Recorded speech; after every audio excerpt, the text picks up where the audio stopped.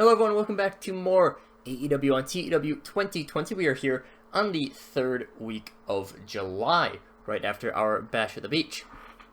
We start off with, of course, B2E, and the Young Bucks, they do their intro of BTU with their tag titles, because of course they did steal the physical belts from the Vision.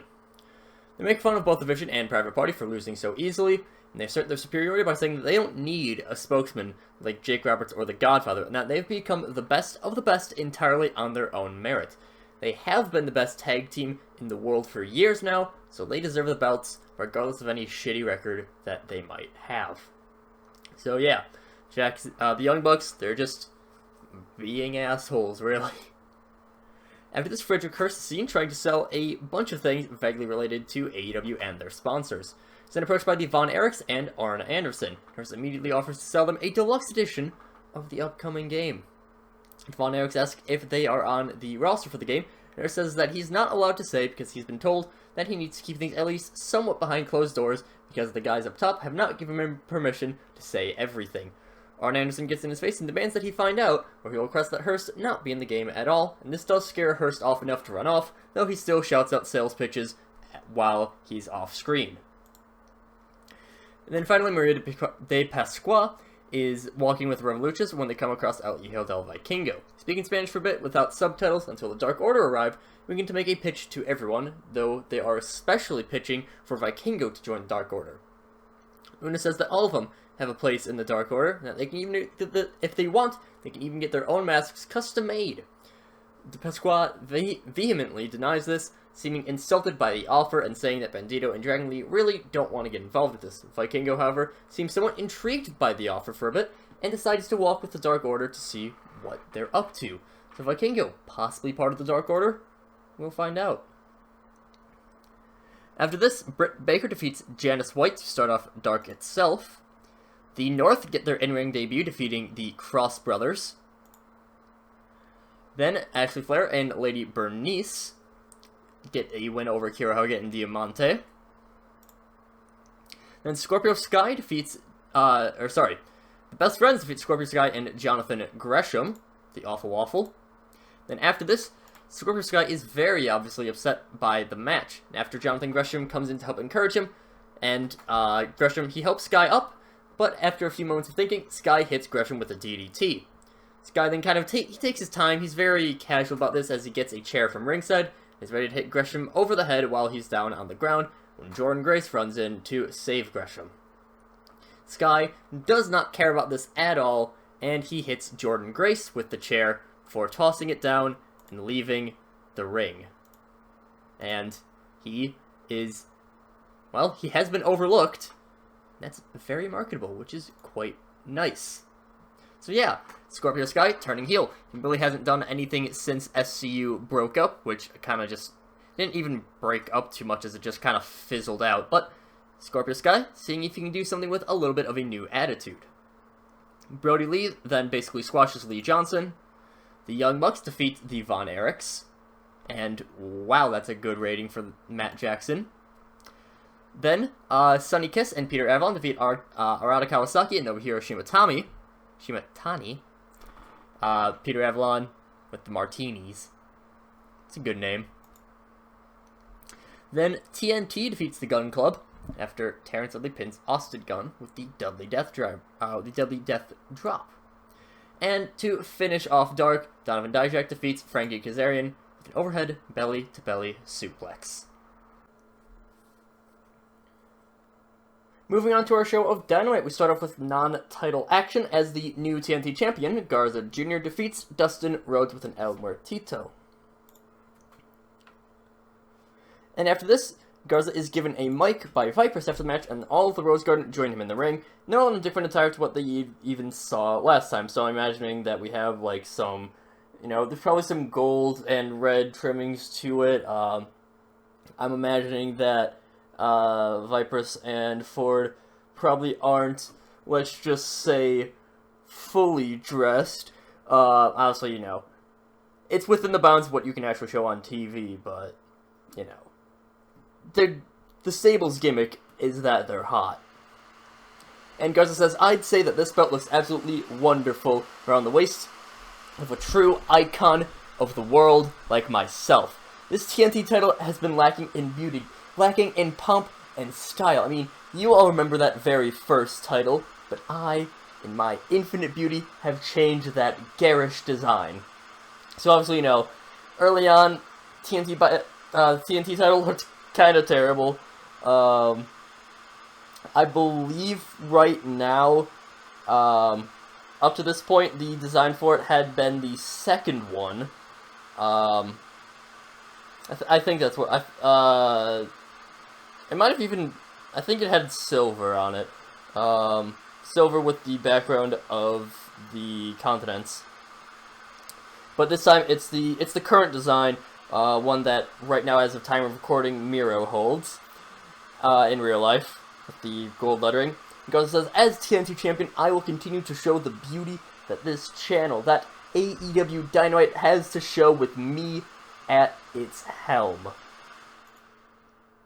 However, shortly after putting the new title on, Adam Page's music hits, and Hangman steps out onto the stage.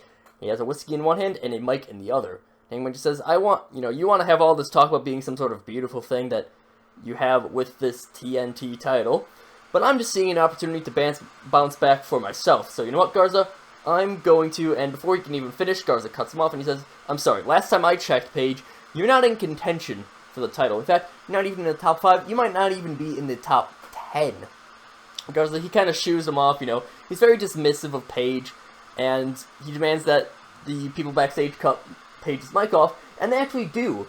They're listening to their TNT champion. And Hangman leaves backstage, and he looks more irritated than anything as it cuts to the next segment.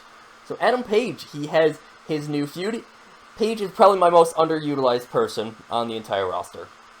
I have not booked Page well at all. I still don't think him as highly as a lot of other people do. I still think that he could be a very solid upper mid-carder. I don't see him as this future of the business, but still, I should at least give him a chance, see what he can do. Already, he's improving this segment well, though that could be because last segment I had rated Penelope Ford and Vipress on sex appeal, and this time I did not. After this, Paul Heyman is seen backstage, frantically taking and making phone calls when Miro knocks on his door.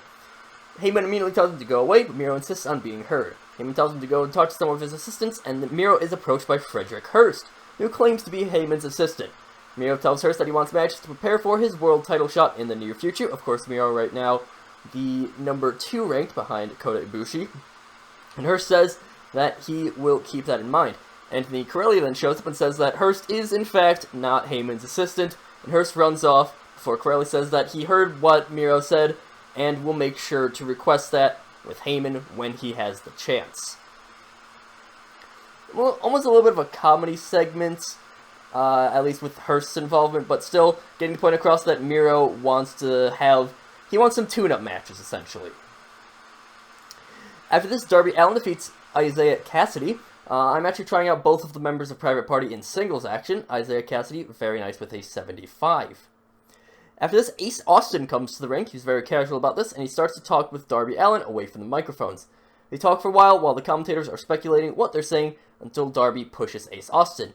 Ace Austin quickly responds with a forearm to Darby's face, and Ace continues to beat down Darby until the rest of the Inner Circle come out and drag him off, and they don't want Ace to be suspended. Of course, before Bash at the Beach, was it the week before? It might have been 2 weeks before. I think it was 2 weeks before. We had lots of backstage fighting. Heyman was like, "Alright, I'm just suspending everyone who gets in an altercation." So, Inner Circle, they know this, they don't want Ace to get suspended.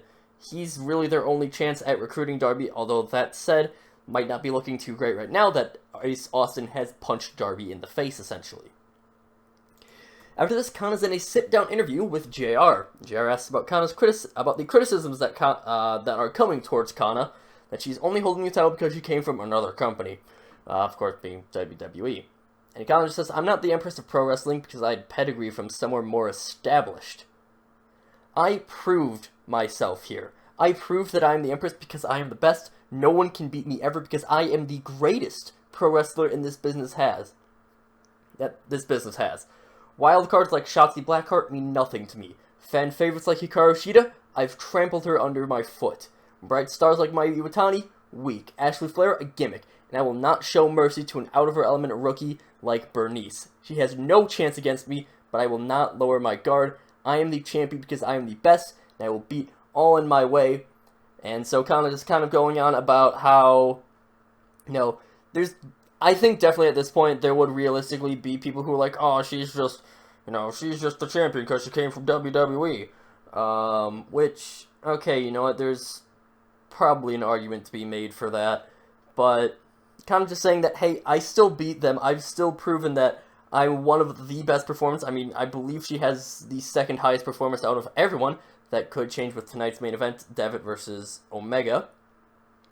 But we'll see how things go there. After this, Pac squashes Marco Stunt. That's just 63 for Marco. Pac gets up after the match, and he demands that the best friends show up. He keeps calling them out until the three do arrive on stage. Chuck and Trent look on guard, and Pac steps against the ropes, begins barking at Orange Cassidy, who lazily makes his way into the ring. Pac and Orange Cassidy get face-to-face until Pac throws a punch at Orange Cassidy, who dodges out of the way. Orange Cassidy's ready to do his normal spot where he runs the ropes, hands in his pockets, when Dijak is leaping out from ringside, and he trips Orange Cassidy just as the Hit Squad come out and start fighting with the best friends. Killer Kelly casually makes her way to the ring, and she has a chain in her hand. She hands it to Pac, as Dijak keeps Orange Cassidy held down, and Pac whips Orange Cassidy with the chain 3 times, before dropping it and walking off, making sure to take down Chuck and Trent before he leaves. So, I would imagine that this would probably get Orange Cassidy's chest to bleed quite a bit, but also Orange Cassidy kind of strikes me as the person who'd be okay with that for this kind of story. Brutality Inc., they've been called Brutality Inc. for a while, they just haven't really done too much brutality, all things considered. So, yeah. Just a little bit disappointing on that front. After this, we cut to Paul Heyman's office, where he is frantically writing down letters of suspension. He's interrupted by Mick Foley walking in. Foley asks that Heyman not just suspend everyone for their actions, because they don't want to lose all their viewership, because some of their favorite people have been suspended from the show. Heyman thinks about it for a moment, but he still writes up the suspension letters, and hands them to Foley to tell him to mail, before taking another phone call. Camera follows Foley as he leaves the office, and Foley looks like he's planning something. Foley, we've had backstage as a road agent for a while now. Same situation as Ric Flair, same situation as Anthony Corelli. We have a bunch of people who we've just brought in as road agents. Not really being on-screen figures too much. Mick Foley kind of just showing up. He's, again, he's one of the road agents. He's just here to help out Heyman. After this, Sammy Guevara defeats Mark Quinn with a 630. And he cracks his ribs. And yes, I'm aware, Ric Flair. After this, Sammy Guevara takes the mic after the match, and despite being very tired and also very hurt, he calls out Miro. Says that Miro asked for a tune-up matches, but Sammy is more than willing to take these matches against him to better his own record. He offers Miro the ultimatum that if Sammy wins the best of 3 series against Miro, Miro will join the Inner Circle. Miro seems hesitant about joining us. He probably comes out before even Sammy talks about the tune-up matches. And Miro seems hesitant and asks what he gets if he wins the best of 3. And Sammy thinks about it before saying that, basically saying, alright, for your title match, I'll be in your corner. I'll help you out. I'll get whatever members of the Inner Circle I can to help you out. Miro very quickly denies this offer, saying that he doesn't want to jeopardize his spot in the rankings by facing an opponent as tricky to beat as Sammy Guevara. Miro walks off as Sammy just kind of insults him, and Miro doesn't answer back. So yeah, that's the feud going on here. Sammy Guevara versus Miro. Miro, right now, again, number 2 competitor. Sammy, he's been fantastic so far in the series. At least in terms of performances. Not so much in terms of his record. Again, he's one of the people that I've kind of been underutilizing. I've kind of been doing Ace Austin more for the Inner Circle. But Sammy Guevara, he definitely has a lot of things that he can do. After this, Kota Ibushi defeats Dallas Mantello, and they have great chemistry. Obviously this was kind of a squash match. Kota Ibushi, he's getting his own tune-up match. I wanted to give Dallas Mantello some Dynamite TV time, and, great chemistry. That's pretty good. After this, MJF comes to the ring with his entire entourage and begins to speak to Kota. And MJF just says, it's finally come to this, Ibushi. One of the proclaimed best wrestlers in the world against MJF. The most important person in this company, no, that this business has. Some people would say I'd be intimidated by you. After all, you're someone who's put up 5 stars time and time again, according to the Elite's dad, Dave Meltzer. But you know what? That means nothing to me. I've already faced people who they've said were way above my grade. I've taken down people who've said that I'm the underdog for. I ended Jon Moxley's unbeaten streak. Now I'm going to end yours the same way. I don't know when this match will be, Ibushi, but I want our title match to be in a steel cage. That's how I beat Moxley, and that's how I'm going to beat you. So yeah, MJF, of course, back at Revolution. He beat Jon Moxley in a steel cage match. Now challenging Kota for the same thing, because I feel like MJF kind of is thinking, alright, if I'm against an opponent that's really difficult, I'm against an opponent that I really have to worry about, steel cage. You know, he can be a little bit more brutal there. He can be a little bit more of a heel there. Yes, he loses the advantage of the VIPs club, but that's honestly kind of fine by him. He's willing to take that risk. Then after commercial, we have Fergal Devitt defeating Kenny Omega with the Flying Double Stomp. 83 rating, I believe that's one of our best matches. Devitt, honestly, I'm kind of disappointed by that 78. It could just be because he's still very new. This is one of his first matches ever in the company. Kenny Omega with a 90, I'm very happy with that. But Devitt picks up the first win over Omega and a 79 rating on our show. We're almost up to that 80 club, which is very, very nice. Admittedly, I probably could have booked this a little bit better, just because it's been a while since I've booked. I don't know exactly how long, but still, I mean, hey, good show. Hopefully I'll be able to get my stories a little bit more in line as we come up for the 4th week of July in the next episode.